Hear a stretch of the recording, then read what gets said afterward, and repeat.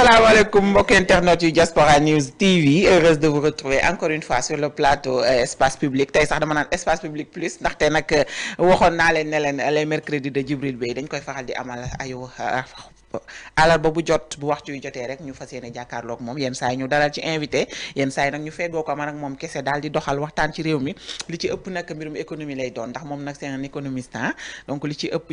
ci waxtaan bi mbirum économie lay doon waaye tey nag moom nous avons le plaisir man ak moom ñu accueillir une grande dame xàmmee ngeen ko kenn dootu leen ko présenté ti Ndeye Sow Leila tey moom la ñu fas yéene dalal feggoo ko man ak Djibril fas yéene waxtaan ak moom lépp rek daal di tënku ci actualité ma bàyyi ko mu nuyoo honneur aux dames daal di koy dalal ba noppi nag doog a ñëw ci Djibril Ndeye Sow ziar nañ la. maa ngi lay delloo ziar Fatou mais est-ce que tey waruñu woon def honneur aux hommes comme que ñun ñaar lañ. waaw dëgg wax nga dëgg nag ñoo ko fi balaa ñu koy soto ñoo ko fi ëpp doole balaa ñu koy soto waaw ma ne soloti nga verre yu rafet de tay la dëggantaan sama waa ji tey soloti nga verre yu rafet de bët yee neexul moo tax ma sol tay la nee na foo ñu wutal la conteneur ngay ranger lunettes yi waaw am naa boîte bi mais c'est un plaisir et un honneur de partager le plateau ak sama xarit waaw gaynde gi ak nekk gaynde internet yi ñaar ñi nag dañoo xuloo woon waaye jubale naa leen jubale naa leen ak a neex a fekk bureau déggal loolu moom ndax dafa nekk neex a fekk bureau kii boo xuloo moom xam mu nekk nit ku humble nit ku baax du dara ñuy def ay réunion di ko tenir ci moom añ beeg yépp moom moo koy toppatoo léeg-léeg ñu dem këram mu nekk nit ku bëgg Sénégal léeg-léeg nag du ñàkk ay nit ñuy ànd ñu bañ a bokk xalaata bien vrai que ñoo bokk fi ñu jokkoo xam nga fi ñu jokk loolu lañ koy waxee fi ñu jokk mais il est quelqu'un de sympa nitu kese te defe naa ñoom Bachir Dramé duñ ma bàyyi ma wax loolu expert pétrolier je pense que ku mel ne Yassane Diouf de Dijon du ma bàyyi ma wax la ko su dul noonu nit ku baax la nit ku oyof ki la mën a accueillir bureau wala mu accueillir la këram. ndeysaan macha allah kooku nit ku baax la. jël otoom di ko def suñu disponibilité la ñuy wax suñu disposition. voilà kon mënuma rek lu dul waaye léeg-léeg ma seen ko ci télé rek may naaw ci néeg bi naan ko yow Djibril Bey li nga wax foo ko teg. di xuloo ne ma moo yow koy xuloo ma nekk ci télé bi ci nu melaal bi laay xuloo ndax li muy wax ànd ma ci d'accord ma léeg-léeg wax ma ne ko lii moo mën a nekk mais nag noonu la ànd bu dëggantaanee rek moo tax suñ may wax diggante Diomaye ak Ousmane dama naan leen ànd bi du dëggantaan parce que ànd dëggantaan day am xuloo ay nit bu ñuy ànd dañuy waxante dëgg te dëgg neexut mais bu nekkee dañuy ànd di raayante ñuy chaque jour ñuy nekk ci jàmm ànd boobu dafa faux. dëgg la c'est un plaisir de te retrouver. Merci Ndeye Sow. Et je sais que le plaisir est partagé monsieur Bey. ah oui celle-là c'est ma sœur xam na dama ko fan mais dafa xëy suba waaw dëgg la mais ku baax la. ndeysaan nitu kese la dafa nekk nit koo xam ne xam maa ngi lay dama xuloo ak moom. bu ma dajeeg moom ci plateau parce que xaw ma nu muy réagir. non yow ngay sama frère bi xale bu góor laa xam nga. waaye ba pare ñu bokk ay booy jëppal si kàddu. mais ça me fait plaisir honnêtement xam naa Bachir Dramé dina kontaan. waay Bachir parce que moom nitu jàmm la suñu xarit la suñu lépp la. waaw moom suñu jigéen la. neex dëgg yàlla nekk une dame très engagée. très engagée dafa nag engagé ba xam nga. yenn saa yi bëgg-bëggam la dama cee xër. waaw ñun nag xam nga yenn saa yi dafa xaw a taxaw quoi xool ba mën a cerner vraiment doog a ñëwaat taxaw parce que ay nit bu ñu leen falee da nga leen di may tuuti chance. gars yi nag man may naa leen chance. mais bien sûr yow moom xaw ma ku mën a wax waaye yow moom may nga leen mais déception laa xam nga ma ne pour le Sénégal jëm foog kon ñu jógaat taxaw. xoolaat pousser les marches. en tout cas il le waaw faut pour vraiment taxaw ci Sénégal quoi pour sauver ko. en tout cas il le faut alors c'est un plaisir moi aussi ma feggoo ak yéen ñaar ci plateau bi donte bi ma ko waxee daf ne ma est-ce que moom dina nangu toog ak man plateau ndax man kilifa laa mu doxal fa grandeur bu am solo moom tamit monsieur Bey vraiment c'est à saluer aussi il fallait que ma wax ko en direct mais moom je l'ai rien dit parce que xam nga nee nga ma laaj ko mais je l'ai rien dit parce que xam naa ko bu baax xam naa xam-xam voilà xam naa Ndeye Sow man su dee économie dama koy déglu macha allah macha allah da ngay feebar ñëw ne ko da nga feebar mu ne woote ne nañ la faj jeex na kon dafa mu nekk fa la Sénégal ñëpp soxla jeex na mu ne ma te nag sama xarit fa la waroon na dem ñu kenn si ko jéeg nga nee na moom kilifa la attan na lépp mais des na ci yow te loolu grandeur la macha allah monsieur Bey merci beaucoup c'est gentil mais je n'ai pas pris la peine de parler avec elle si yow di nga ñëw wala doo ñëw parce que Ndeye Sow aussi je la connais xam naa ne nitu kese la amul problème et je sais que bu ñëwee ba gis la dina am réaction bu mu def te loolu moo am bi mu yegsee rek dana la mon frère donc mi ngi noonu àdduna am solo yéen a faran dañoo am benn programme keroog assemblée une centrafricaine bu fa def benn forum de femmes dafa am ko dugg si benn la ak Djibril Bey dama fekk mu toog ma ne ko yow Djibril Bey looy def ci suñu yëpp yow xuloo mu geesu xool ma ne ma non du moom de ma ne ko laay ma ne tonton Gueye nuroo am na de kii Djibril Bey de laa ko tegoon. ayca mi ngi noonu ñu fas yéene rek ginnaaw bu ñu jugee ci xuloo bi juboo bi ñu daal di wax nag ci li nga xamante ne nag waa gis nga bës bi nag nangu naa ko nag technicien yi dagg leen loolu jubale naa leen dégg ngeen ayca mi ngi noonu ñu fas yéene nag dugg ci waxtaan bi dinañu waxtaan ci libération bi gis ngeen sama kanam ni mu yanjee ci suba si sama papa ji ak sama koo xam ne kenn la ci man Bachir Fofana ak itam Moustapha Diakhaté sama papa ñoom ñaar ñoo ñëpp nag tey dañoo daal di am liberté ginnaaw bi nga xamante ne nag daal di nañ leen ku ci nekk daal di nañ koy condamné la ñuy jàpp ne moom la def ci li nga xamante ne mooy délit ba ñu ko doon toppee Bachir Fofana ñu ne diffusion de fausses nouvelles ñu daal di koy daan ñaari weeri kaso yoo xam ne du ko tëdd boobaak léegi nag gis ngeen ni mu demee verdict yi nekk diñ koy renvoyé waat finalement nag daal di nay antu dafay daal di ñibbi tey bu yeboo ñu ne sax tey ji ci ak njabootam lay fanaani sama papa Moustapha Diakhaté itam naka noonu ku ne xam na diggante papa ak doom bi ñu seq man ak moom moom tamit ma koy wax ne kontaanati naa bu baax a baax waaye tamit un ami un frère un grand frère Djibi Ndiaye moom itam mu jiite NFFA moom tamit daal dinañu koy bàyyi nag daan ko lu tolloog 6 mois de prison yoo xam ne du ko tëdd moom itam daal dinay recouvrer li nga xam ne mooy la liberté donc dañuy waxtaan ci loolu balaa ñoo dugg ci plan de redressement bi nga xamante ne Pastef danañu ko daal di présenté ni ki ajjuma yemoo benn fan ci weeru août ginnaaw bi nga xamante ne démb lañ ko waroon def sax ñu daal di koy puus loolee itam daañu ci waxtaan ci nu mu gën a yaatoo waaye itam dinañ waxtaan ci li nga xam ne Ousmane Diagne def na ko ji suñ njiit li yor wàllum justice ci réew mi moom nag daal dinay xam le ne saisir na procureur ngir rek ñu daal di ubbi ab l'enquête wala boog ñu wëyal l'enquête yi nga xam ne ubbi woon nañ ko ñeel nag mbirum 80 morts yooyee amoon entre 2021 et 2024 loolu itam dinañ ci waxtaan waaye itam conseil constitutionnel ak décision ga mu jël ci wàllum loi organique modifiant le règlement intérieur de l'Assemblée nationale itam danañ ci waxtaan ci bile plateau waaye nag damay daal di dooree rek ci monsieur Bey par rapport ak li nga xamante ne xëy nañ ko du tey muy la libération de 3 ci ay détenus yoo xam ne dañoo jàppoon ni jamono ji dañu leen doon sax jaay doole ndax ku ci mel ne Bachir Fofana ku ci mel ne Moustapha Diakhaté ñu bëri jàpp nañu ne li ñu leen jàppee woon jarul woon jàpp simple avertissement doyoon na wala yi ni mel tey ñu daal di couvrer la liberté ginnaaw bi ñu ko jàppee moom Moustapha Diakhaté toppee ko offense au chef de l'État ak li ni mel tey ñu daan ko 15 jours kaso yoo xam ne daanaka tëdd na daanaka weer ak dara ba yootu ñaari weer Bachir Fofana itam daal di am même sort ñu daan ko ñaari weeri kaso yu mu dul tëdd Djibi Ndiaye juróom benn weer yoo xam ne du ko tëdd ñu bëri jàpp ne dañu nekk di fowee la liberté des gens. waaw tout à fait man bu ma gisee sax ñuy kontaan maa ngi d'abord saluer Moustapha Diakhaté di ko massawu di massawu Bachir Fofana qui est vraiment suma rakk joo xam ne neex dëgg yàlla c'est un homme très très poli. Il est courtois il est poli ba pare dafa am humilité man mii dama koy woo ci ay débat am waxtaan ak moom bu ma d'accordul mais dañ ciy waxtaan en profondeur c'est-à-dire que c'est quelqu'un boo xam ne boo koy déglu tu as du plaisir. donc ku mel noonu boo ko jàppee bëgg ko toroxal comme rek Badara Gadiaga je l'ai même dit maa ngi koy nuyu au passage parce que biñ koy yóbbu pour toroxal ko da ngay gis waa Pastef yi di kontaan moo tax ñu war a ñaanal président Diomaye je vais vous dire une chose c'est-à-dire que Ousmane Sonko dafa nekk ci une entreprise de faire du Sénégal un parti État. mooy lan contrôler toutes les structures de l'État foofu la d'accordul sax d'ailleurs ak le ministre de la justice Ousmane Diagne qui est un homme quand même libre il faut ñuy saluer yooyu. non moom il n'est pas libre. non même s'il y a une forte pression sur lui tu sais État dafa fort Ousmane Diagne on met une forte pression sur lui. mais Ousmane Sonko li mu bëgg mooy jël justice bi allié na ko ba nga xam ne lépp lu Pastef bëgg justice bi ci loolu lay xool bu mu paree mu attaquer société civile wax c'est des fumiers wax na dina leen contrôler financièrement mooy pour mu xoj leen financièrement mooy rey nasaxal société civile beneen mbir bi mooy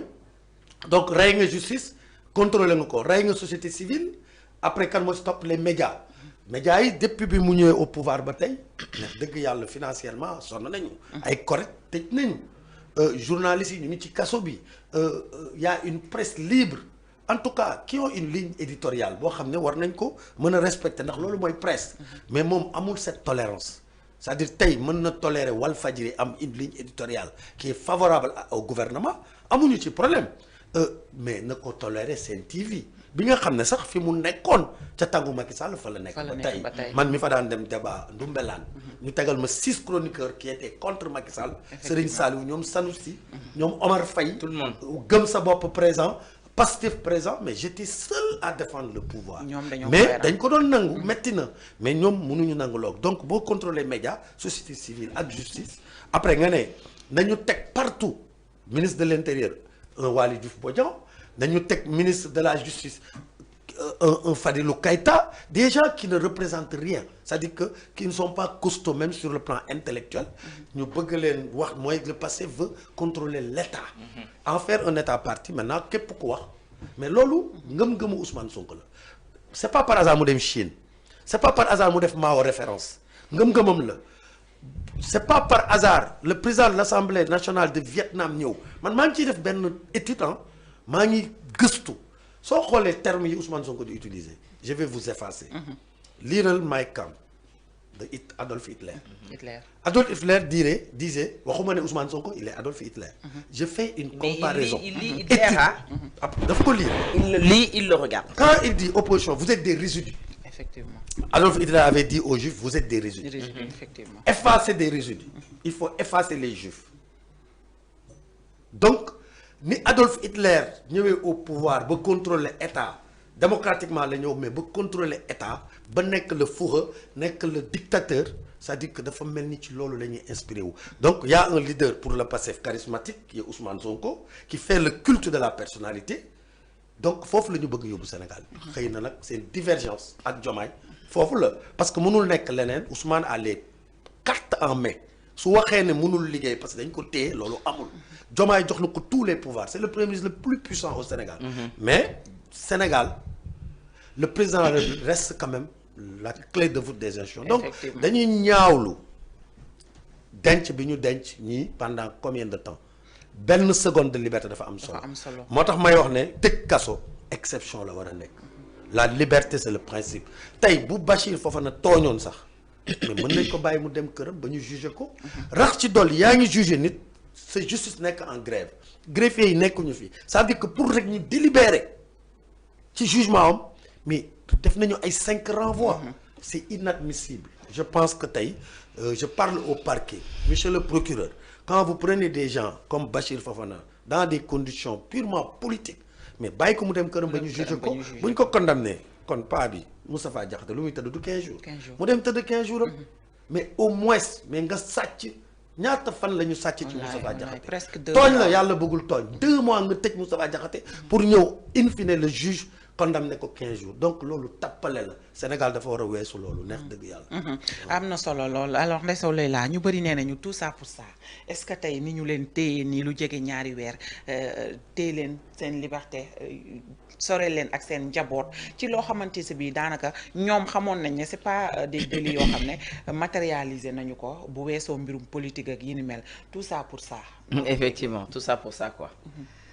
je pense que fi may njëkkee mooy je suis vraiment contente je suis heureuse pour ñoom comme li nga wax ci Bachir yow xam nga suñu diggante ak Bachir mais Thiam ne na maa ko jigadi ndax dafa ñëw kër ga rek kër bi ngeen le soir lañ ko convoqué le soir ñu ko wax ci plateau bi jour boobu man ak moom ñoo yendu di wër Ndakaaru fu ne dem nañ fa man ak moom Bachir ba kër Ndeye Sow Leila la ñu mujjee dem donc si ngoon gi la ñu ko convoqué mais Thiam ne ma bu amee jom na dina bàyyi sa kër fii moom ma ne ko mais pour la première fois quand même nit ñëw fi ñu convoqué ko mais bon c'est pour rire quoi c'est un ami c'est un frère mu nekk nit ku baax nit kuy wax xam-xam nit ku mu nekk nit ku may rootee ci moom damay root ci moom dama koy déglu pour des fois suñu débat yi may am yenn idées yi je pense que li nga wax rek laay rejoindre que nit ku baax la nit ku dal la nit ku gëm li muy def nekk ci li muy def xam ko je pense que un simple démenti aurait suffi simple démenti de la part de l'Assemblée nationale de la part du président de l'Assemblée nationale aurait suffi que emprisonnement et que néanmoins on l'a emprisonné et ba tey démenti amul la bonne nouvelle démenti amul ah. ma ne la bonne nouvelle kenn xamu ko. kenn xamul lan la démenti amul jusqu'à présent. dafa am loo wax léegi justice bi dafa war a génn ci politique bi.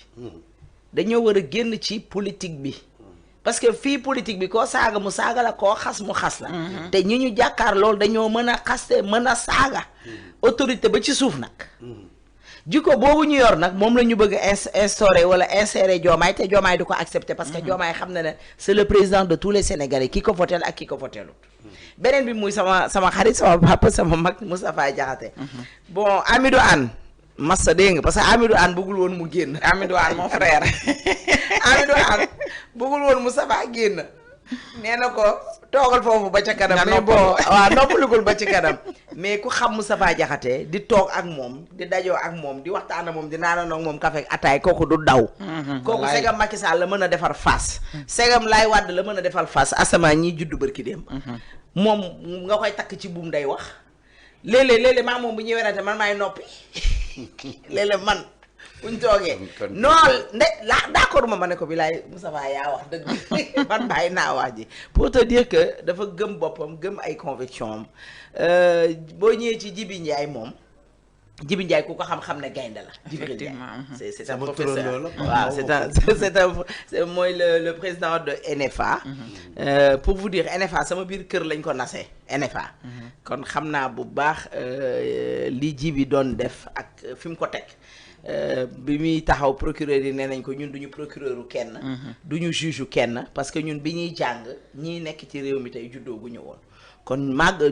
liggéeyuñu ba toll nii ñu toll ñu nekk procureur qui que ce soit et je comprends Djibi propos yooyu mu teniroon parce que aussi munoo di ñu lay jàpp ci yu ñàkk fayda yoo xam ne amul bopp amul genn ba pare bu nekkee ñi ñu jàkkaarloo ils font pire te kenn du leen jàpp on voit encore le cas de le dernier cas et bien avant mën nañ ne le avant dernier cas parce que dinañ fi gis yeneen amaana de Badara Gadiaga notre frère ñi ngi koy massawu di wax cher frère am que ñi ngi bokk ñoom naqar bi ñu ngi leen di soutenir rawatina man seen papa nekkoon sama xarit man mag ñi rek ñooy samay xarit parce que j'ai politique bi ma nekk c'est une passion voilà kon képp ku ma xamoon ne da ngay nekk ci politique bi rek je te fréquenté di jël ci yow xam-xam te boobu xale bu ndaw laa moo tax bu may dégg ñuy wax papaam ñooñu dañoo xamul seen baay moo tax ñuy wax loolu bu ñu fekkee 9 millions ci téléphone bu Badara Gadiaga war nañ ko faa fekk parce que dafa donn baayam n'était pas n'importe qui te deewu rek amuñu lu ñu miraasee kon ñi ngi koy masaw bu baax a baax bëggoon ci wax rek nit ñi le cas de Badara Gadiaga ñu convoqué un député bi mu ñëwee ñu bàyyi ko mu ñibbi ñu téye Badara alors que député bi tey bu nekkoon député de l'opposition moo wax li mu wax du ñibbi këram dëgg neexul li mu wax bu nekkoon député de l'opposition moo ko wax du ñibbi këram kon ba tey on peut voir deux poids deux mesures et le pourquoi mais ci kanamu nit ñi ci kanamu nit ñi romb ko wax ak leader am mais bi te li mu wax leader am saagu ko Jibril fi ñu toll nii xoolal gis nga bu ñuy xuloo dafa rappeler rek benn condamnation mu fi jaar même su dee anéantir na après mais amoon na fi mais buñ ko anéantir la fa nekk moo gën a yées muy viol bi dañuy delluwaat ca viol ba rek accusation de viol ba rek ca lañ delluwaat nii parce que contre max bu tëbee dañuy delluwaat ci voilà comment tu la noo ko woy initial voilà ca commencement ba muy benn jeune fille moo ko accusé de viol et maintenant là on a un premier ministre qui est accusé de viol pour man nag dara waroon a sumeeku dem lijjanti dossiers yi ba ñu juge ko mais pour vous dire daal que il faut ñu xoolaat justice bi su ñu gisee le cas de Farba Ngom tu es épris de justice quand même peut-être tey juge bi relaxé Moustapha Diakhaté Djibi Ndiaye Bachir c'est un procureur wala un juge qui est épris de justice c'est un magistrat assis c'est un magistrat assis tu sais parquet d'habitude la comme li Ousmane Sonko wax su ma nee procureur jàppal mu jàpp mais bien sûr man su ma nekkoon procureur mu ne ma jàppal damay dem non le juge dafa ne le ministre de la justice waaw su ma ko nee jàppal damay jàpp ça se fait que des fois est-ce que Ndoye sax duñ ko tooñ parce que avant Ndoye y a le procureur général dañ koy fàtte est-ce que le ministre du procureur général lay woo procureur général soo ko saisir Ndoye on voit des cas yoo xam ne daal wax dëgg yàlla parce que heure bu Ousmane Sonko saagee suñu magistrat yi mu naqari ñu kon ñun duñ leen saaga duñ leen xas mais nañu xoolaat seen toogaay xam ne kii dañ leen a fal rek dañuy dem mais alors que ñoom lii seen yaay yeeg seen papa dañ cee def ay millions ay milliards jàngal leen ba ñu toll fi ñu toll dugg université ku xam jàng droit nu mu mettee moo jàng santé ñoo yem kon tey boo génnee am nga comportement beneen boo war a am lu dul di dox ci li neex benn politique wala benn politicien daf lay jaral nga ñu dàq la sa poste boobu parce que aussi ils sont pas libres ces gars-là aussi yedd yërëm a ko gën ils ne sont pas libres il suffit que nga def loo xam ne autorité bi accepté wu ko ñu sànni la fongale mi mais des fois aussi sa honneur da la koy jaral. mais. da ngay yemalee ñàkk ak am. mais juste Sabali bi muy àtte Ousmane Sonko di wax dëgg ne nañ ko delloo ci moi je suis fier de notre justice. Sabasi li nga wax dëgg la quoi. bii ñu ñëwee tribunal grande instance lu ñu wax contumace am na. tous on sait que contumace am na. bien tappale la woon. donc justice boobu moo fi nekk maintenant le procureur nag moo war a taxawaay. parce que tamit droit may na ko ko. dëgg la ñu ne la toppal nga topp. mais soo toppee gisuloo topp nga bàyyi gisoo loo topp nga ne je classe le dossier. mais barki dem Azura bi ñu ko may liberté provisoire. du daf ko bañ. daf ko bañ waaw. bi ko juge bi may liberté provisoire du daf koo bañ. waaw ci biir dossier boobu aussi. ba tey Djibril ñu taxaw ci justice quoi ci biir dossier boobu ñu gis ci font bu garaaw. font bu garaaw mooy lan déjà pour man dossier boobu instruction la waroon a dem. parce que c'est pas seulement Azura moo doon saaga. am na ñeneen ñu nekkoon ci biir di saaga. pour man bu doon encore une fois opposition bi la instruction la ñu jëm parce que dinañ lijjanti ñooñu ñëpp doon saaga ñan lañ beneen bi mooy y a eu du faux dedans parce que le médecin le juge avait accepté certificat médical la xaw ma lu mu doon il était d'accord que Azura dafa am problème mu bopp dafa am problème mu santé comment tu peux accepter cela sans faire une contre-expertise alors que y a Farba Ngom qui est entre la vie et la mort on peut dire ça comme ça ngay laaj ay contre-expertise comment tu peux faire ça déjà def nga Azura Fall mettre nga ko en danger parce que Azura était un danger pour moom boppam bu nekkee dof gi ñu doon wax dëgg la ci moom parce que mënoon na rey boppam waaye moom boo xoolee kanamam sax non doful dina jàpp ko dafa réew ñëwul ko wér trop dafa réew xam nga réew day jege dof réew waaye nag doful de en tout cas ndax ba ko Biram Souleye nee saagaal nee na ko waaw rek waaye na saaga na saaga. Birame Souleye c'est un poltron. ñu desandi pour te dire rek. justice bi moom na delluwaat bu nekkee li Diomaye wax dëgg la ci moom nee na moom toppul Ousmane Sonko ci li mu nekk li muy def mooy réconcilier les Sénégalais avec leur justice réconcilier les Sénégalais avec eux-mêmes mooy man ak yow Pastef nga man bokkuma Pastef te gis nañ ne bi Pastef juddoo ba tey Djibril Bey jubawut ak kii Ndeye Sow jubawut ak kii jubawut ak kii loolu pour man moom la Diomaye di wax ne il est là pour réconcilier cette justice là et les Sénégalais peut-être loolu moo poussé tey ñii am seen liberté et ñi ngi koy ñaan pour Farba Ngom pour tous ces détenus politiques qui sont là-bas tous ces autorités là Djibril ils peuvent rapporter au Sénégal à autre chose da ngeen a sàcc xaalis bi ba tey d'accord ñëw ne ñu teg ci taabal bi ñaata nga yor naata nga am on fait ça defal li Tahirou Sarr ku ko xam ne kooku li muy créé ci ay emploi kenn xamatu ko kooku il est international ce n'était pas des gens à emprisonner c'était des gens toog waxtaan ak ñoom ku mel ne Khadim Ba ainsi de suite voilà alors ñu desandi ci la justice ak le conseil constitutionnel Djibril ak décision bi nga xamante ni jël na ko ni nag benn article ak 3 alinéa ci loi organique bi modifié règlement intérieur bi nga xam ne moom la ko assemblée soumettre ngir mu saytu ndax dëppoo na ak constitution bi dafa violer li nga xamante ne mooy constitution bi ndax yenn yi da caa am loo xam ne constitution bi dafa yem fii ñoom ñu prolongé yeneen ya dafa contraire carrément ak li nekk ci constitution bi tax yenn membre Pastef yu bëri jug ne nañu supprimer nañu dissoudre conseil constitutionnel est-ce à dire que li nga doon wax sànq nii rek d'abord laay rebondiraat que ñoom dañu bëgg a jël Sénégal ak institution yi manipuler ko de telle sorte que Pastef mooy moom lépp lu ñu bëgg rek loolu mooy am. waaw donc ci entreprise boobu lañu nekk c'est-à-dire que xam nga Sénégal dafa consacrer ce qu'on appelle li ñuy tuddee séparation des pouvoirs. Sénégal c'est une démocratie. su dul loolu Macky Sall xëy na sax tey du fi jógee Alassane Ouattara mu ngi nii di def. cinquième mandat. Sénégal loolu mënu fi am. c'est-à-dire que même ñi ànd ak Macky Sall bu ko bëggoon def dañuy bañ. dégg nga fu may waxee donc loolu moo indi conseil constitutionnel waxatuma moo indi reculer élection am ñu ci àndoon. conseil ñëw neenal te kenn mënu ci dara. Macky Sall nangu ay ñoñam nangu. ma ne kenn mënu ci dara loolu dafa am solo ñu koy fàttali. Ablaye Wade même chose kenn mënu ci dara. Sénégal dafa am séparation des pouvoirs yow nga xëy suba ne léegi magistrat yi mën nañ dem assemblée di wuy ji loolu moo tegu fan pour nga mën a woo magistrat parce que ñoom dañu am problème avec le passé. contraindre ñoom ay dossier xëy na yi fi jaaroon ay dossier Adji Sarr ak yooyu la ñu bëgg a woo magistrat yi tribunal fële ca assemblée def ko tribunal mais quand même.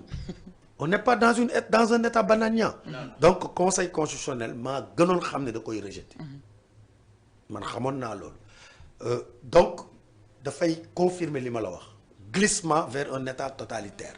c'est-à-dire vers un état où il maîtrise la justice.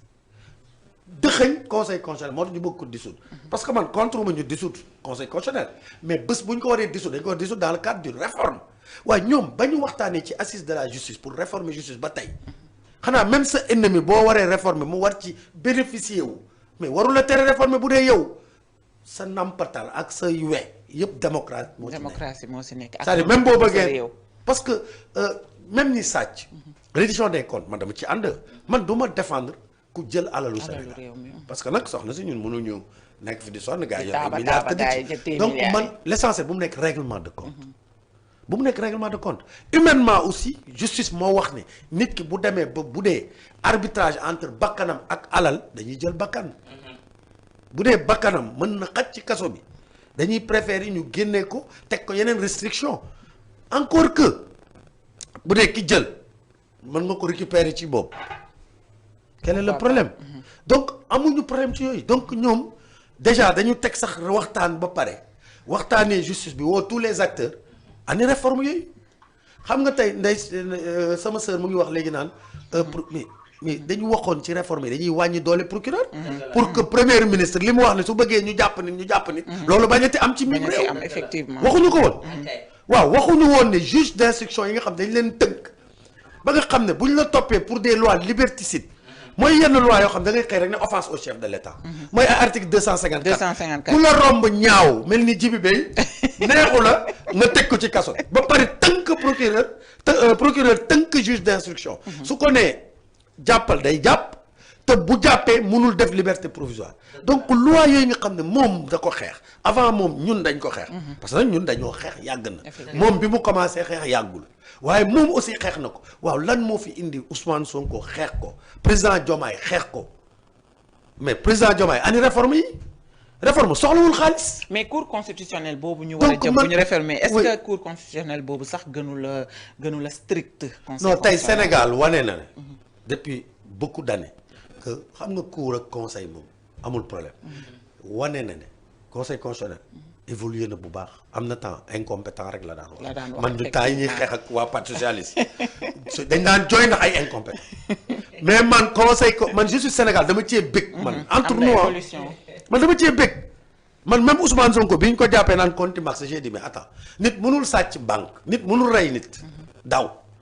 nga jugé ko parce que yow gisoo ko jugé nga ko par contumace waaw muy sàcc banque nga jàpp ko naan ko dama la jàpp rek ci sàccum banque bi waaye rey nit bi moom bokk ci loolu man musuma ci ànd mais au moins la justice sénégalaise sous Macky Sall a osé dire que te laaju ñu ko woon loolu ndax mën nañu dugal Ousmane Sonko ci liste électorale bi mu ne nañ ko dugal weesu loolu ne xoolal waxatuñu sax condamnation boobu daanu na parce que jàpp nañ on a une belle justice mais nag il faut que tey ñu gën a libérer kii yi nu mu tudd procureur yi wàññi seen doole parce que ñoom c'est des magistrats debout devant l'exécutif ba pare yokk doole juge d'instruction les magistrats assis oui parce que tey boo c'est une aberration nga jàpp nit flagrant délit yóbbu ko instruction lan moo gën a soxal loolu c'est grave comme le cas de Abdou Nguer da nga ko jàpp flagrant délit d'abord Abdou Nguer li mu waxul deful ka def woo nañ ko mu ne man maa moom compte waaw léegi même su defoon warul dem instruction c'est-à-dire Abdou Nguer même man léegi défendre ma Abdou Nguer Abdou Nguer moo def waaw mais warul dem instruction nañ ko juger flagrant délit jox ko penam mais loolu neex dëgg yàlla soxna si boo nekkee nafiq loo bëgg défendre sax ces gens là tu ne peux pas. te Ousmane Sonko moo taxaw wax Farba Ngom tey mooy sa dernière élection. mais même Ousmane Sonko moo taxaw ne Mansour Faye. Mansour Faye ñetti yoon. non loolu dafa ma choqué. Man. Lat Diop. bu ngeen falee Lat Diop maire si kaso bi la. mais Mansour Faye mais en plus de ça man maa yor rapport Cour des comptes man ba pare waxtaan ca 2019 man maa génn di ci wax en tant que ancien comptable public xam ko maîtriser ko loolu page 121 mënuñu ci tëj doomu aadama bu def appel d'offre nga ne ko da nga surfacturé donc Mansour Faye règlement de compte kese xëy na mënoo jot ci Macky Sall nga ne xaaral ma toog xoj goro bi li ma ko merewoon yëpp ma dóor ko mais yàlla bëggul tooñ. C'est le beau-père de son fils. yàlla bëggul tooñ nguur doo ko yor pour xoqatal doo ko yor pour fo nguur affaire noblesse la. dëgg la sa ennemi sax da nga koy sargal boo yoree nguur. parce que du yow dootoo gisati nit ki. yow Sénégal ngay gis. il faut qu'on sauve le président Diomaye. il faut qu'on le sauve de ces. parce que man dama def benn contribution ma ne la barbarie est à la porte de Rome. je veux dire que la barbarie est en train de casser la démocratie au Sénégal maa ngi koy bind pareegum bu génnee je pense que Sénégal yi dinañ ko découvrir incha allah alors mais xam nga justice bi dama ci bëgg a laaj monsieur Bey. li ma jaaxal jugé nañ sans greffe. sans greffier. waaw joxe nañu verdict yi sans greffier parce que ñoom je rappelle que seen grève ba tey mi ngi dem dañ ko déclenché waat lundi pour 72 heures maanaam tey jii si grève bi la bokk. mais dama bëgg a wax ne délibération. mën nga ko def. mais bien sûr. greffier bi c'est quoi daf koy moo ko war a consigner c'est vrai. moo ko war a consigner c'est lui qui doit consigner mais tey jii dama wax ne sëñ bi nul ne peut se prévaloir. tubaab moo ko wax de sa propre turpitude. tu ne peux pas yow. yaa tulli. yaa mbalax ba pare jël nit yi tëj leen ci kaso bi dama la wax ni le principe sax mooy. c'est-à-dire vraiment le principe mooy liberté. nañu bàyyi Sénégal yi ñuy dugal ci kaso yi. nit ki nga xam ne boo ko tëjul amul danger c'est-à-dire que du rey nit. du rey nit. entravé wul am na représentation fu mu dëkk. du entravé dara ci enquête bi lépp réglé na. mais kooku bàyyi ko mu ñibbi këram effectivement. alors mais ba pare nag je pense que dédommagé intérêt yoo day dal ci seen kaw de. mais soxna si liberté kenn mënu ko dédommager. waaw non mais nag dafa di yoon fii on est pas habitué. waaw je suis d'accord mais je dis. ci 2 ans génn ne ko 6 mois nga war mais je donne l'exemple d'Adus Fall Adama bi ñu ko fi jàppee bi ñu koy bàyyi juge bi dafa wax carrément ni que daf koy relaxer purement et simplement ba noppi dañ ko war a fay ay dédommagement mais loolu ba tey kenn waxu ci dara. non il faut qu'on ait l'habitude. il faut que suñu justice au Sénégal habitude boobu am état am habitude di fay dédommagement. am naa un ami intime maa ngi koy nuyu au passage dañ ko jàpp pour détournement de deniers publics. fonctionnaire ne ko ràpp ci kaso bi juróomi at. jugé ko ne ko defoo dara. non dañ ko non bëri na fii bëri na déjà ce gars il est marqué. 5 ans de sa vie. donc voilà moo tax ñu wax le principe mooy ñu bàyyi nit ki ba ñu jugé ko. d'accord alors Ndeye Sow par rapport à la dissolution du conseil constitutionnel comme ni ko nit ñi bëggee gis nañu le directeur général du port Waly Diouf Bodian moo ci njëkk def benn poste wax ci ñeneen ñu bëree bëri si parti Pastef ñoom itamit dàbbali daal di yokk li nga xamante ne mooy gën a xam mant mi ci mbirum dissolution conseil constitutionnel alors est-ce à dire que ci sommet ba su ma nee ci sommet ba peut-être je parle du premier ministre Ousmane Sonko ndax Waly Diouf Bodian dañ ko jàppee comme naar bu ndaw bi ci xayma bi lu mu wax rek maanaam daf ko dégg ca xayma ca naar yu mag ya alors est-ce à dire que ni jamono ji ni tonton ji bi wax na ko sànq Pastef li ñu bëgg mooy ni ñu ko waxee institutionnaliser réew mi ñoom lépp li nga xamante ni parti état ñoom lépp li nga xamante ne moom la ñu bëgg moom mooy am ci réew mi est-ce que jàpp nga ne conseil constitutionnel mën nañu àgg ci tas ko. xam nga ñoom nag loolu nëbbantu ñu parti état bi. ji bi dafa baax di ko wax rek waaye ñoom làqatu. Ousmane Sonko moo ko wax. barki démb rek gone gi jaaraan na ci lu njool mu saful xorom ba nu mu tudd. moo ci kan. kii Falilou jaaraan na ci nee na parti état la ñuy instauré. Cheikh Thioro Mbacké teg ci ne bu ñuy defee remaniement nañu jël les postes stratégiques jox ko membre Pastef. waaw xam nga aussi dafa am lu Djibi wax léegi ne ñoom dañ bi ñu ñëwee nekk au gouvernement dañoo waroon jël seen noonu sax def ko seen xarit yërëm ko mais loolu homme d'état moo koy def homme d'état nga koy wax personne avec une hauteur nga koy wax une personne avec une diplomatie une personne démocrate moom nga koy wax mais on voit des gens qui n'ont pas de hauteur qui n'ont pas de classe qui n'ont pas de personnalité ñàkk hauteur weesuwul seen leader toog di saaga magistrat yi saaga magistrat yi depuis que il est Ousmane Sonko de l'opposition jusqu'au pouvoir il insulte notre magistrature et on le laisse faire ci li ñu gis ñun xëy nañ nit ñi ko war a lijjanti ñu ngi koy lijjanti ci suuf mais ñun on voit que on le laisse faire ils ont l'habitude nag saa yu seen xol seddut wala amuñu satisfaction ci justice bi ñu jéem a toroxal justice bi jéem a toroxal magistrat yi avec le rabat d'arrêt gis nañ Ousmane Sonko est sorti il a insulté les magistrats il les a traités de tous les noms et dem na ba ne élément mi tenez-vous prêt je pose la question à monsieur Bey tenez-vous prêt pour qui xanaa du ñun opposition bi contre l'État moom laa wax di tenez-vous prêt pas contre ñun opposition contre l'État xanaa kon contre Diomaye ak ñi mu àndal wala ñoom seeni non ñoom seeni biir tenez-vous prêt la wax contre l'État traité nag magistrat yi lu leen neex ba Cour suprême ba laal na ci Diomaye waaye nit ñi dañoo déggut ndax nag Diomaye est le premier magistrat du Sénégal moo tax Sankalañ di ko attaqué non bu baax Fadilou Keïta bu baax ay Sankalañ bu baax attaqué président waaye maa ngi ñëw rek boobu jàll ñu ñëw bërki démb ci li conseil constitutionnel def man fenn rek ma ci intéressé xam nga fu ma ci intéressé muy ci magistrat yi ñu ne woon ñoom dañ leen di indi biir assemblée nationale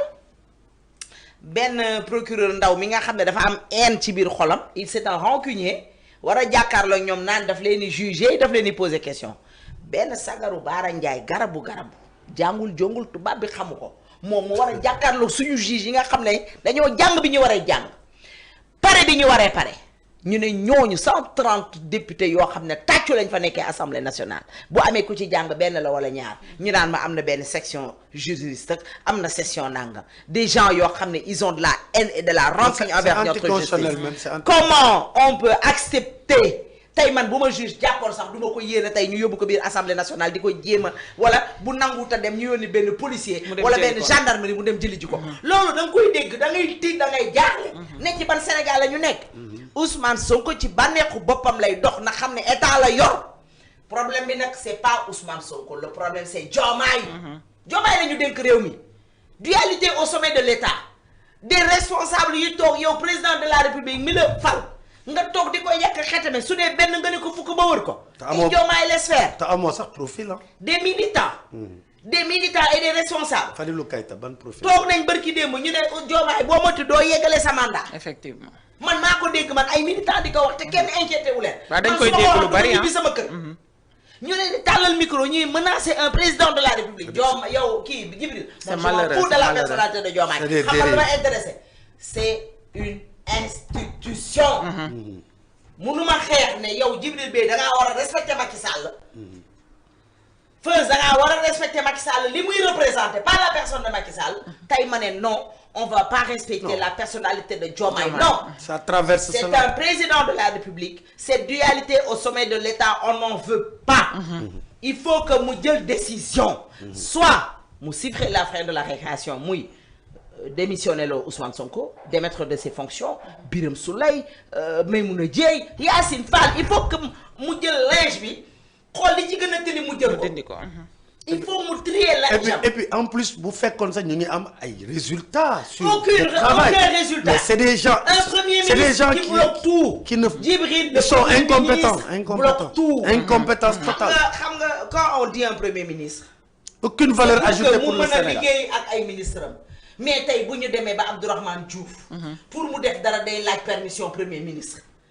man li tax ma leen di tudd ils ont eu à être des grands monsieur ils ont eu à avoir de la hauteur ces gens-là quand on va chez Guirassy un Guirassy qui attend des ordres pour faire fonctionner son ministère alors que yàgg nañoo fonctionner loo dëkk bi te amuñu premier ministre bu leen di bloqué wu le président parce que j'ai l'habitude de dire seen ministère c'est eux les présidents de ce ministère-là. C'est eux les ambassadeurs de ce ministère-là. ñoom ñoo war a def résultat dem proposer au premier ministre wala proposer au président ne ko ñun kat nii la ñu bëgg a doxalee wala dem ci plateau yi di wax ak Sénégalais yi mais ay ministres yoo xam ne koo ci dégg rek dafa topp pour nettali la ba muy taal cocktail molotov wala ba muy jël xale yi di leen wax ne dem leen taal. defee leen nii laa ko doon defee nii laa ko doon defee. Tu vois des ministres de la République qui portent des bracelets de Pastef.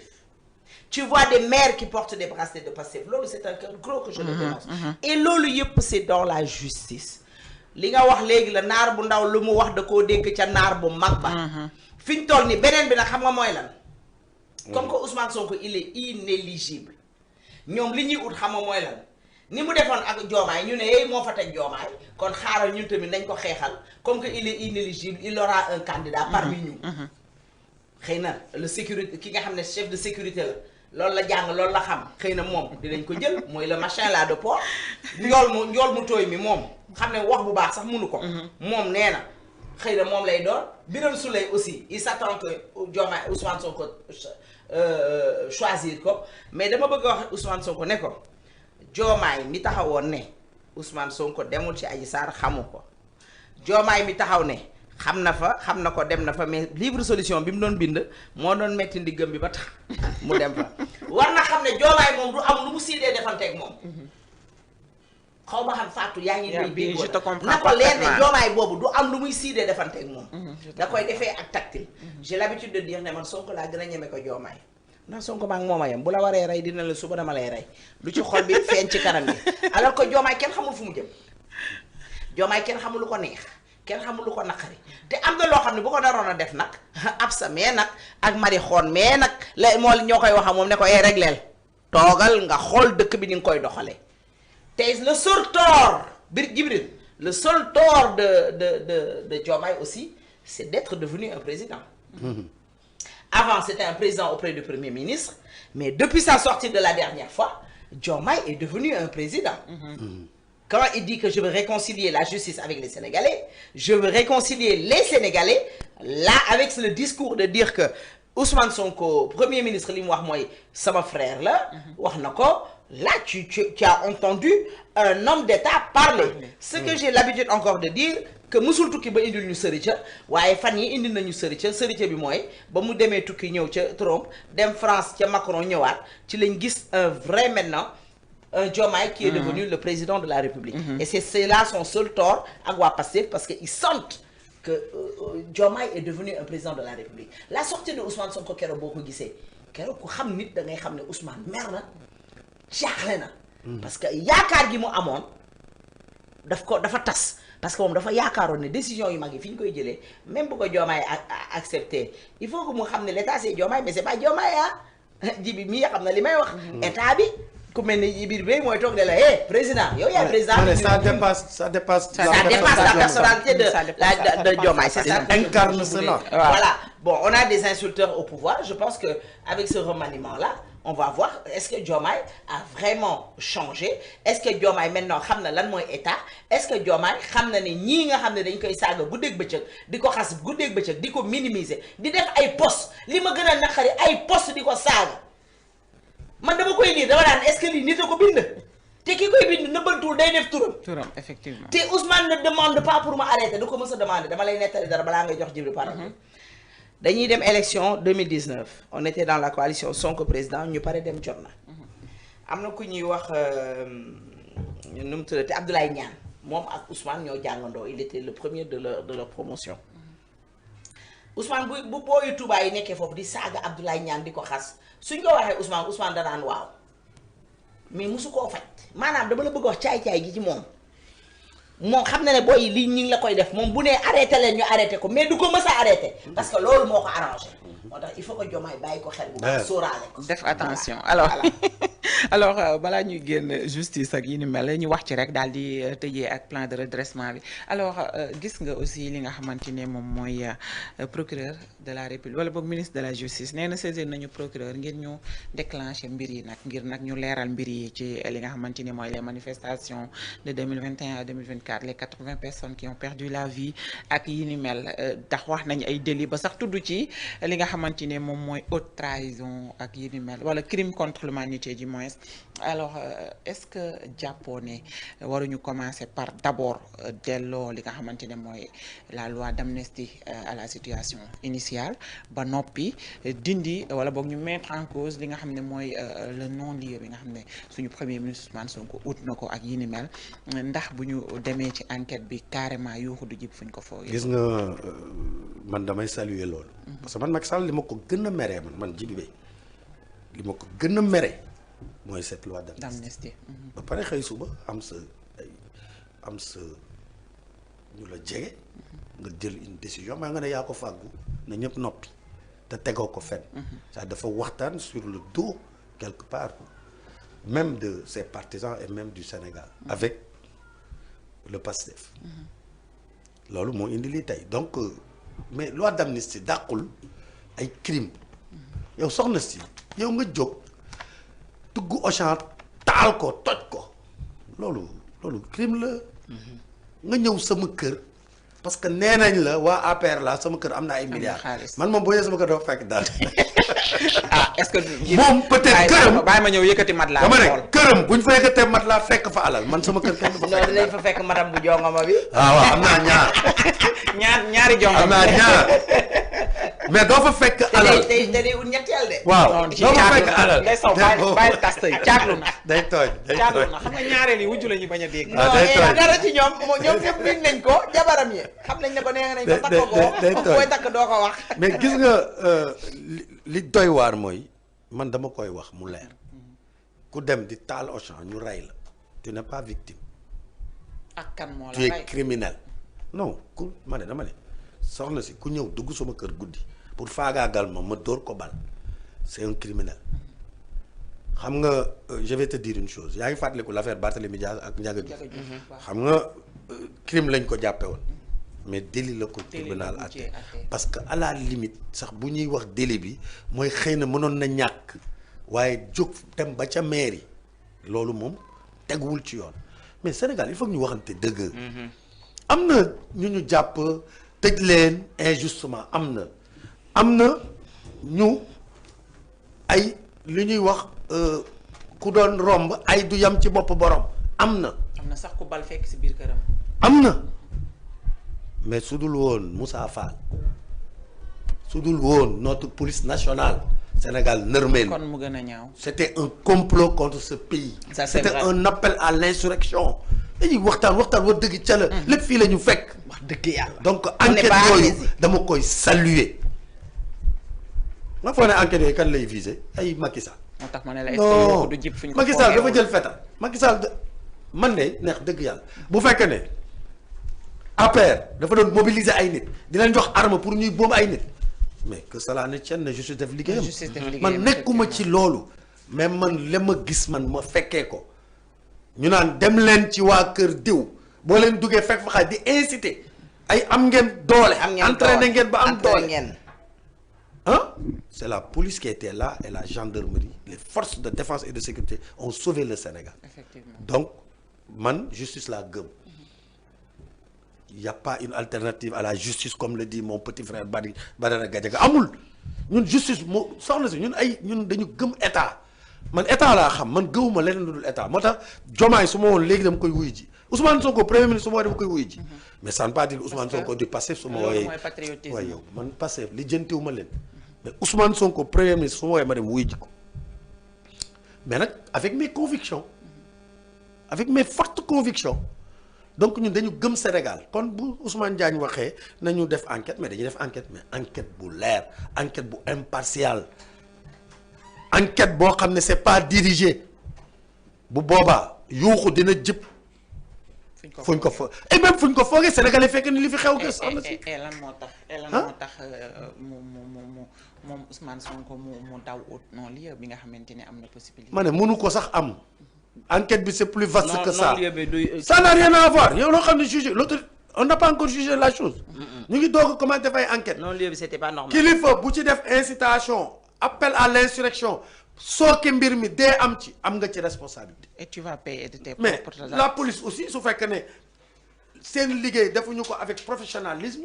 wala jéem nañu jël ay nit di leen torturer parce que loolu aussi yoon mayewu ko mais su dee enquête yi génne na ko mais man je demande que la justice soit faite aw ma ci problème. amoo ci problème à cela. alors donc je salue cela. mais nag dinañu taxaw comme ay sentinelles pour surveiller ce qui va se passer. parce que nag surtout loolu c'est pas la justice des vainqueurs. effectivement c'est la justice pour le peuple sénégalais. et dafa war a doon loo xam ne lu jaar yoon la et on l'espère aussi parce qu'on fait confiance à cette justice sénégalaise. Alors et man je fais confiance à Ousmane Diagne. je le fais pas pour c'est-à-dire que je sais que am na pression bu rëy bu ñu teg ci kawam nag metti na mais il faut tenir bon monsieur Ousmane Diagne li la dese bëri xoolal non quand même ku am 60 ans la ci lan ngay daw. dëgg la effectivement. ci lan ngay daw.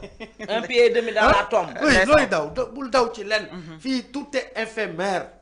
dëgg la waaw Ndeye Sow démb gis naa ardo activiste bu mag bi mu xëy ne kan moo woote woon appel à l'insurrection kan moo wax xale yi génn leen ñu xeex kan moo wax nañu def mortal combat kan moo wax mu ne bu ñuy def ay enquête di xalaat ay crime contre l'humanité ñii di profité naan Macky Sall ñii ci des naan général Moussa Fall ñii di wax sax bay tudd Antoine Diome mu ne tey bu ñu àggee ci enquête est-ce que yaa ngi partagé li nga xamante ne mooy idéologie bu ardo est-ce que tey jii bu ñu àggee ci enquête est-ce que duñu peut-être laal loo xam ne ñu ci bari dina doon surprise ci ñoom. damay laal tuuti ci sama frère Djibril Bey li muy wax ci xaritam frère am Macky Sall. que effectivement moom ni mu ko mere ñu bari mere nañ ko ci loi d'amnistie. voilà mais man comme je dis il y a des raisons d'État. il y a des secrets d'État peut-être fii ak 10 ans 9 ans fii ak 12 ans dinañ xam raison bi le pourquoi. et je pense que bu ñu delloo tuuti en arrière on voit ce qui se passe bu Amadou Ba jëloon réew mi gëm naa ne il va gouverner difficilement parce que ay wëyu la ñu. day metti sax. il va gouverner difficilement. il y a des raisons d'État yoo xam ne xam na xëy na moo xam li tax mu defoon ko. man je demande qu'à comprendre et savoir. tout à fait. et je pense que li ñu dund ci fan yi bi fi Ousmane Sonko juddoo ba tey Pastef juddu ba tey yaakaar naa ne. Macky ñi ànd ak moom ak ku mel ni Jibril ak keneen xam nga li ngay def de. du ay nit yoo war a defanteel nii de pare loi d'amnistie bi ces gars-là ils avaient le temps. de faire appel de dugal recours plutôt. dugaluñ ko de. dugaluñ ko ba pare bi ñuy voté loi bi xam nga qui ne dit rien constant dañoo absteniru ci bi ñuy voté loi bi. te pourtant mënoon nañ ne non waaw ba tey bi loi bi duggee. ils avaient 6 jours pour faire un recours. tout à fait. ils ne l'ont pas fait. kon loi bu ñu bëggoon la. ñu toog premier ministre dem assemblée nationale. ne on n'a pas besoin de cette loi là on va l'abroger. vrai ou faux. moment bi muy wax loolu nekkate moom am na non-lieu. jànguñu droit de. waaye non-lieu boobu nee nañ c'est pas valable. ndax nañ ko amee il faut que ay enquêtes yu profond ci 86 morts yi xaw ma 81 morts yi mu soog a balaa. non-lieu sur quoi. moom ak kii amu nañ non-lieu moom Diomaye la ñuy wax ne ñoo amoon non-lieu. moom kay man looloo jaaxal nit yow te ci nekk defar sa non-lieu teg. non waxuma la sax defar sa non-lieu yow bi ngay toog biir assemblée nationale pour montrer cette fausseté. toi tu viens à l'Assemblée nationale pour dire que tu n'as pas besoin de cette loi d'amnistie dañ koy abroger alors que yow boobu yaa ngi téye sa benn non-lieu. non non-lieu ci naka la ko amee. mooy problème bi. sur les faits là sur les faits là mais man. ku ko jox. boo ko xamee wax ma. en tout cas signé nañ ko mais il y a une erreur sur la date de naissance. non waxuñu la erreur sur la date de naissance. yàlla avant un non-lieu dafay am enquête d'abord y a pas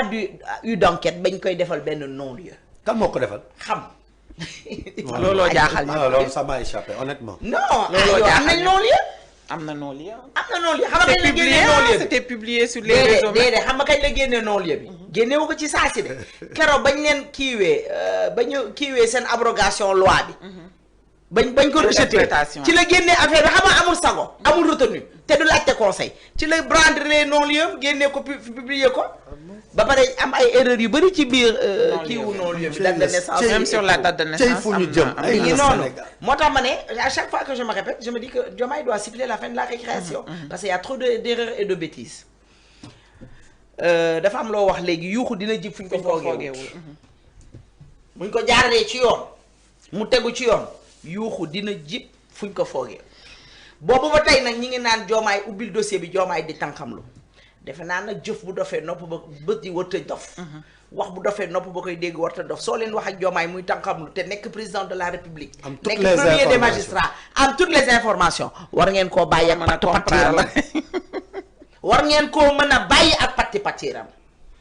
ah dàqul Ousmane Sonko de waaye yàgg naa di wax ne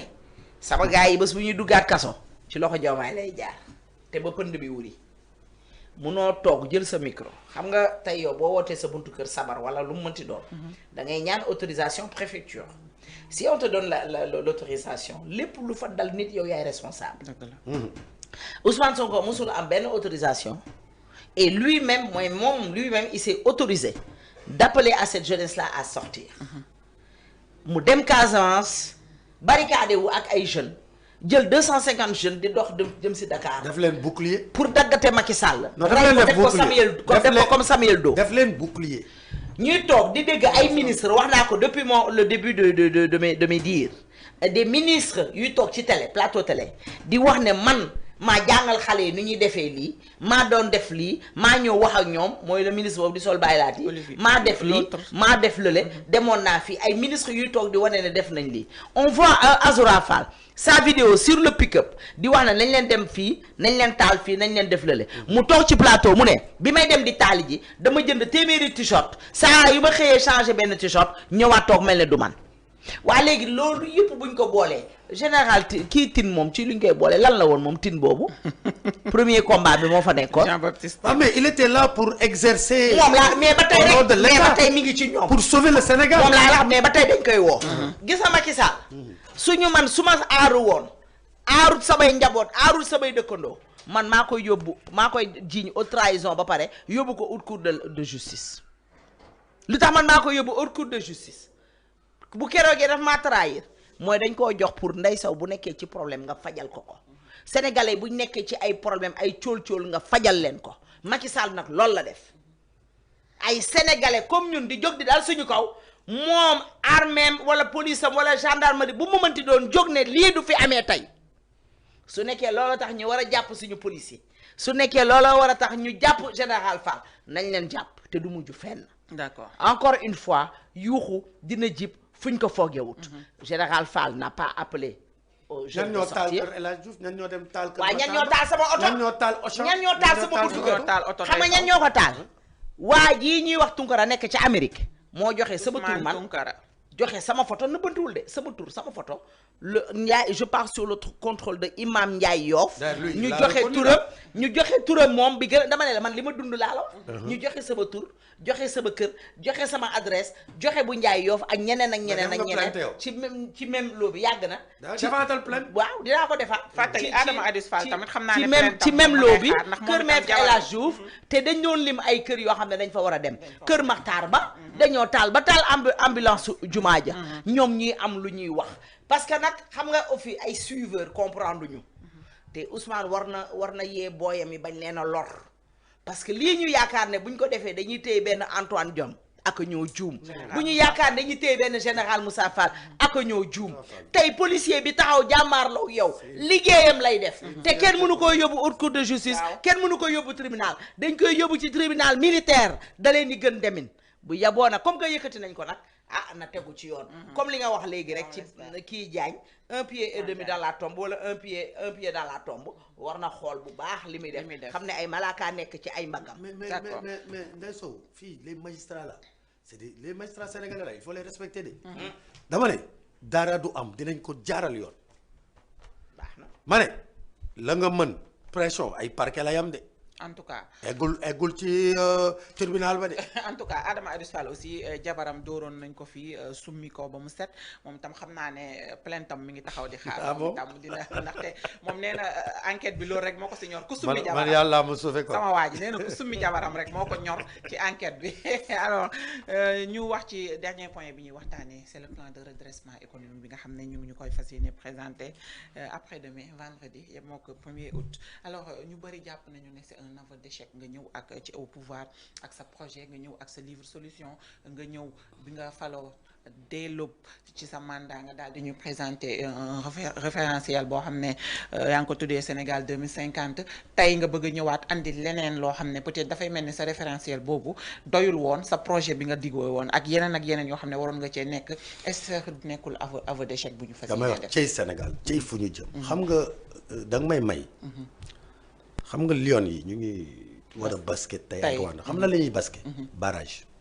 bi ma juddoo ba tey Sénégal musul jàll par barrage. waaw dëgg la. en fait man loolu musuma ko fàttaliku mooy Sénégal. qualifié wul dafa toog léegi ñu may ko sursis. pour mu dajeek Rwanda. bu dóoree mu benn équipe bu ndaw pour bu ko gañee mu doog a jàll.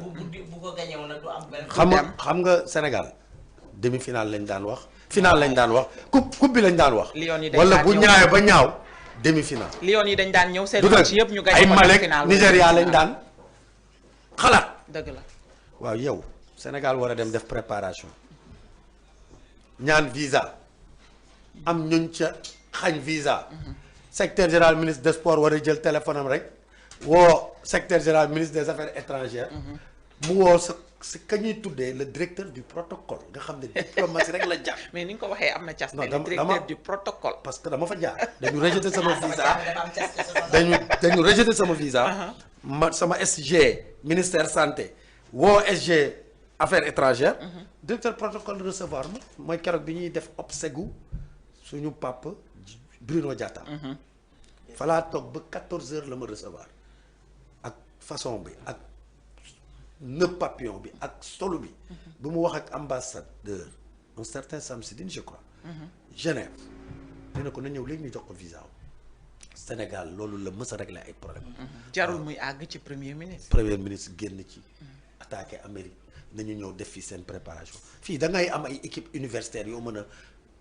mbër balaa muy bëri da def contact. effectivement sama Lions yi defuñu contact ren defuñu contact. kan lañ koy defal Sénégal. nga def sa populisme yuuxu nañu ñëw fii ñëw nañu fii tout ça pour ça. yàlla nañu yàlla suturaal. gaynde yi gagné dem au moins quart de finale. parce que loolu moom mooy Sénégal nërmeelu na. beneen mbir bi dama dégg ministre Abdourahmane Diouf. non attends nañu arrêté 17 milliards pour 3 ans. 3 ans mu ne mu ngi commencé def exécution de l'agenda 2050 17 milliards. Macky Sall 2012 2019 434 milliards. la def ci enseignement supérieur. 434 milliards. plus de 1000 lits créés wàccee subvention étudiants yi wàccee ticket yi ba pare désengorger université yi construire des amphithéâtres xam nga ñaata la boo ko defee par an 62 milliards ñoom 17 milliards. par an xam nga ñaata la sur 3 ans 5 milliards. mais quand même tuuti bët weesuwul loolu quand même Sénégal weesu woon na nga naan def sur 3 ans. agenda 2050 donc sur 3 ans 17 virgule quelques milliards dañuy def sur l'enseignement non dañuy fontu. 17 milliards je pense que étudiants yi war nañu dégg loolu pour xam ne quand même ils sont mal barrés agenda 2050 bi nga xam ne moom laa liiroon neex dëgg yàlla mu am cohérence 18 000 milliards la ñu waxoon. kon tey damay def saut sur ce qu'on appelle le plan de redressement. dafay rappeler Sénégal bi fi Banque mondiale ñëwee entre 1984. pour ñu dem vers l'ajustement structurel rapport bi mu ngi fi boobu Sénégal li muy traversé tey la doon traversé muy une crise économique et financière sans précédent te loolu yëpp li ko indi neex dëgg yàlla parce que lépp bor man damay wax ne gouvernement bi dañu incompétent soxna si plan de relance moo gën plan de redressement. dëgg la xam nga loo relancer. dama lay jox rek exemple boo économie boo koy relancer tout de suite taux de croissance bi yokk bu baax mais déficit budgétaire day wàññeeku. parce que déficit budgétaire day wàññeeku parce que sa PIB sa alal bu yokkoo say recette fiscale yokk sa déficit du wàññeeku. sa alal bu yokkoo PIB bi boo jëlee taux li ñuy wax 60 Sénégal mu ngi ci 119%. du PIB. du PIB. waaw bu PIB bi yokk ko 119% yi du wàññeeku. day wàññeeku bu baax. waaw doo relancer. mais il faut des investissements massifs. monsieur Beye doguma la redressement am nañu pétrole. on a dañu am pétrole Sénégal. Sénégal dafa am gaz on a des perspectives. Macky Sall amu ko woon. yow nga am ko. bëgg ñu non dama ne ba pare bëgg ñu delloo ci tey Sénégal buy loué xaalis jóge nañu ci ay taux concessionnels dañuy loué xaalis très cher à des taux de 7%. le Sénégal di loué xaalis mooy bor économie yëpp day demee ci bor Sénégal foog mu am bor man awma problème sax mu nekk 120%, 119%, je n'ai pas de problème. Un économiste mënul am problème boobu. Parce que économie moo wax ne yow état nga sa population soxla nañu am électricité demal lépp nga jox leen électricité mais électricité boobu ñu am day créer benn effet multiplicateur ci économie mu créer ay revenus mu créer alal sa population du ñu war a mën a faju ji nga naan leen toog leen ba 2029 ma doog leen tabaxal hôpital non demal lebi nga tabax hôpital l'essentiel bor bi def ko ci réew mi investir ko mais ñii bi ñu toogee ba tey dama leen doon man sama sœur bii suñu jàppante dëgg yàlla am na ci wàll ci non oui te sax yàlla moo ma tiim vision 2050 bi dama ko lire man tam dama nekk nit koo xam dama xaw a spontané dama ko lire xëy na nag phrase yi neex mais de toute façon dama ci am ngëm-ngëm dama ci am ngëm-ngëm da nga ci amoon wala nga ci am dama ko ci am mais ñii dañu incompétent même pour mettre ko en œuvre donc c'est ça le problème parce que boo tegee vision ça ne veut pas dire que plan bu baax la ña koy doxal ay doomu aadama lañu waaw mais boo ñëwee jël fonctionnaire Sénégal yëpp sànni ca xaj recruter ay militants passifs jox leen ay postes am na ku Mora Morgan di la wax naan la xaw ma njaay boobu xaw ma nag waa jooju ñuy wane naan xaw ma règlement la xaw 5 millions de salaire ah non mais c'est ça la vérité boo demee ministère de la santé c'est catastrophique non c'est du grand n'importe quoi c'est catastrophique un ministre qui se permet de dire que bu sa CV nekkul passé du ma la jël mais dafa weesu loolu sax xale yu doog a judd la jël di leen jox Sénégal op di leen jox santé ñu amul benn profil kon seen plan de redressement bi neex dëgg yàlla xam nga fan la ñuy yóbbu ajustement structurel parce que deux choses contradiction mënoo yor vision 2050 bërki dem jaay ko Sénégalais nga def une déclinaison 2025 2029 qui s'appelle stratégie nationale de développement ministère yi def seen lettre de politique sectorielle ba taxaw nga xëy tey ne loolu yëpp ca mbalit ma léegi plan de redressement lay proposé Sénégalais yi loolu laa comprendre donc comme comprendre ma loolu dafay am contradiction à moins que FMI imposer leen ko pour dellu si waat Sénégal mais bu boobaa Ousmane Sonko day nekk en contradiction avec lui-même par rapport à la dette li mu doon wax ci FMI Sénégal Abdoulaye bu mu ñëwee dafa ne FMI li may def du yàlla mu koy wax damay investir ci université yi Abdoulaye dafa arrêté lépp ñoom bu dee tey dañu ñëw di wax souveraineté dem nañu jaayati souveraineté bi pour un plan de redressement attendons de voir en tout cas il y a des contradictions nañu xaal vendredi dinañ ci ñëwaat et nag damay woon président Diomaye dama ko dégg muy wax relance man dama d'accord ci relance économique waaye redressement économique mooy nañu wàññi d'accord nañu wàññi bourse étudiants yi d'accord nañu wàññi subvention yi ñuy def ci courant bi nañu wàññi te loolu dina métti ci askan d'accord yow loolu dinañ ci ñëwaat vendredi parce que temps bi jeex na alors Ndeye Sow par rapport au plan de redressement économique juste quelques minutes ñu daal di xool ban taxaw seetlu nga ci am par rapport ak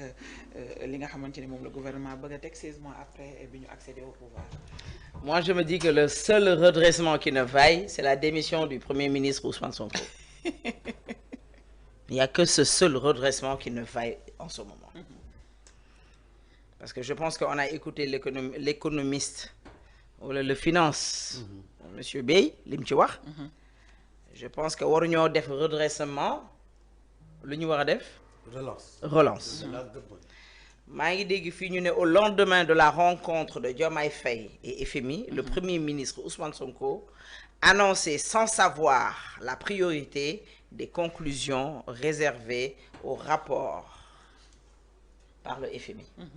xam nga kon déjà yow répondre naa sa question bi mooy que est-ce que du FMI wala moom xamagul déjà FMI ak État du Sénégal lan la ñuy waxtaanee lan la ñuy décider et moom mu jël le lendemain bii ñu gars yi waxtaanee pare la def lii. Bon, deux choses l'une soit dafa xam la ñu waxtaanee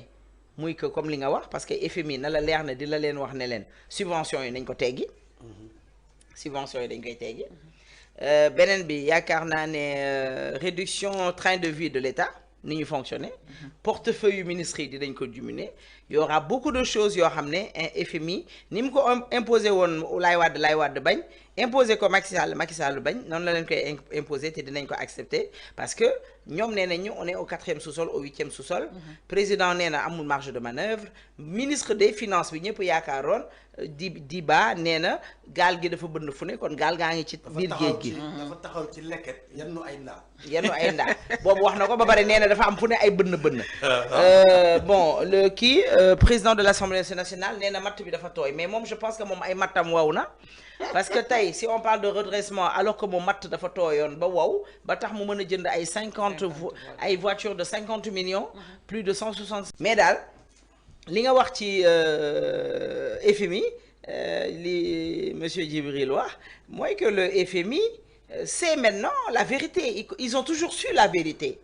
mais comme que aussi dañoo am benn premier ministre bu taxaw ne yéen dañ leen doon nax il fallait aussi ñu wan ko ne yow dofoo ñun ñoo la gën a dof comme que ñun yéen da ngeen ñu doon nax wan leen ñu nax bi fu mu féete ñu croiser seeni loxo et toujours sénégalais dañuy wax ne le FMI a dit que waa dëgg bi le FMI n'a jamais affirmé ça cela FMI dafa ne soi-disant dette cachée les dire maanaam li état Sénégal wax ci li ñu wax soi-disant mooy ci li ñu wax. non mais Ndeye Sow loolu sax weesu nañ ko tey. ñoom jóge nañu non mais FMI ñëw na. 100% Sénégalais li ñuy laaj 99% la ñu wax Macky Sall. ñoom ñu ngi ci 119%. non mais FMI li muy laaj li ñuy laaj Sénégal mooy FMI nan la def mu ñëwaat li tax Diomaye woowaat FMI waxtaan ak ñoom pourtant ñoom dañ ñëwoon soxlawuñu FMI ci àdduna. kon léegi nañu xam ne lépp loo xam ne dañ ko doon wax ci seen gouvernement yéen dara du ci dëgg. ndax bu doon dëgg FMI du ñëw te problème bi réglé wul. d'accord Diomaye encore une fois est devenu et maintenant il est le président de la République il sait maintenant que ca la ñu nekkoon ay caaxaan la. ci lii ñu jug nag mooy dëggantaan. pour dëggantaan bi nag encore une fois le seul redressement qui ne vaille c'est la démission du premier ministre Ousmane Sonko. ayca ma bàyyi la nga tàggoo waale temps bi jeex na bu yàgg. donc bon c'est un plaisir hein je suis vraiment contente de retrouver mon frère je pense que tey moom essence bi dina bëri. waaw sama kii waaw. mais Ndeye Sow sama plateau bi lay woyaane quoi mais yàlla baax na amul solo garaawul. c'est un plaisir de partager le plateau avec Djibril Bey toujours égal à lui-même avec ses pensées. et ni mu koy xalaatee. xam-xam bi macha allah man dama je le suis te sama waay la xoolal sama waay la moom xam na ne sama waay la moom xam na ku lay yóbbu biir këram. kooku sa waay la waaw sama waay la du ñàkk nag ci milieu bi ñu nekk parce que man dama radical ci li ma nekk. dafa mel ne yow rek yow da baax dama cee radical man ci li ma nekk parce que xam naa ne moom sax léegi xam nga aussi moom dafa amoon njort bu rafet rek. mais dem na ba ci biir xam na ne li fi nekk du dëggantaan parce que tey su nekkee ñoom li ñu doon woote dëgg la ci ñoom dañuy jox cër ki ñu fi teg ñoom. d'accord te dañ ne dañ ko tàggoo da ngay tàggoo nii mais émission bi dafa gàtt. da ngay tàggoo nii monsieur Bey sax xam na ne émission bi dafa gàtt. waaw moom garaawul moom mercredi yi moom sax. mais xam-xam jëlee naa ko fi am na yoo xam ne ci finance bi jël naa ko su ma toogatee plateau dinaa ko tricher. macha allah c'est un grand plaisir nag macha allah am na yoo xam ne gis nañ ma 17h feneen la waroon fekk mais xam naa daal yow yaa mën a am li yow ak Sarr Fatou waaw yow xam nga man sama nit nga. yow xam nga man sa rakk laa damay ñëw sa kër nga ubbil ma sa néeg xam nga nit ku lay dugal ci néegam. kooku am na fu mu la teg nga ubbil ma sa néeg ma tëdd sa lal ba nga bàyyi ma fa dem sa yoon xam nga loolu ku la wóolu moo koy def donc vraiment nag yow waaw Ousmane sama frère la mais ci côté politique bi ni muy doxalee c'est pas comme ça déggoo li ma la wax man ne la man Ousmane laa gën a ñemee ko Diomaye ndax Sonko bu amee lu ko naqari ci saa si da nga koy xam day jaxasoo alors que Diomaye kenn xamalu ko dara moo tax nag il doit faire très attention et démissionner et venir dans l'opposition mais il sera seul dans l'opposition est-ce que doo leen couper micro Ndeye Sow bi ay ca rendez-vous mercredi inchallah waaw mais maa ngi nuyu sa internautes yi di wax ne nag man je gère un mouvement politique malheureusement grève kii yi justice bi moo tax suñu casier judiciaire yi pour def ko parti politique ma am ci problème mu xaw a yéex mais je suis en tout cas le président du Front pour la République Manko Taxawu Sénégal di nekk di réfléchir pour Sénégal foo jëlee Manko Taxawu Sénégal bi pour non Manko bi moo xam Ablaye de moom man dama bokk ci Ablaye Wade Manko bi ci Ablaye de laa ko jëlee Taxawu Sénégal wax olof la yaa ngi ci Diouf Sarr non j'ai pris vraiment mon envol sa yoonu bopp parce que kilifa laa léegi jot na nag te bëgg naa réfléchiral Sénégal te jàpp naa ne tamit fu ñu toll ñii ñun ñoo mën a jàkkaarloog ñoom parce que il faut faire la politique autrement bien sûr waaw di wax Sénégalais nañu muñ en tout cas tey jii ñu ngi jéem a xool comment mobiliser l'opposition pour mën a trouver des solutions et contribuer au développement. incha allah ayca jaajëfal leen bu baax a baax Djibril Bey borom les mercredis donc moom désormais tous les mercredis incha allah à pareille heure di ngeen ko daal di jàkkaarloo ak moom ci plateau bi waaye tamit jaajëfal ma grande sœur chérie Ndeye Sow Leyla di ko wax ne merci beaucoup saa yu ma ko woowee mu jóg du ma neenal mukk ci àdduna maa ngi koy waxati jaajëfati bu baax a baax di la jox nuyoo tonton Sarr depuis Italie moom nag nee na daf la bëgg daf la naw ndaxte les positions yi ngay jël ci plateau yi daf ko neex trop donc moom tamit comme yóbbante daa am àq ma yeggee la ko jaajëfal ñi ñu doon seetaan tout au début de l'émission donc di leen wax ni nag ni lay demee saa su nekk espace public mercredi moom espace public bu spécial lay doon jaajëfal équipe technique bi ma àndaloon itam tout au long de l'émission lekk naa seen temps bi yëpp mais maa ngi ciy jéggalu rendez-vous incha allah ëllëg ci seen beneen plateau espace public ak la sœur beneen siste Diane Sall moom laay dalal suba itam donc restez scotché bu leen ko kenn nettali jaa ngeen jëf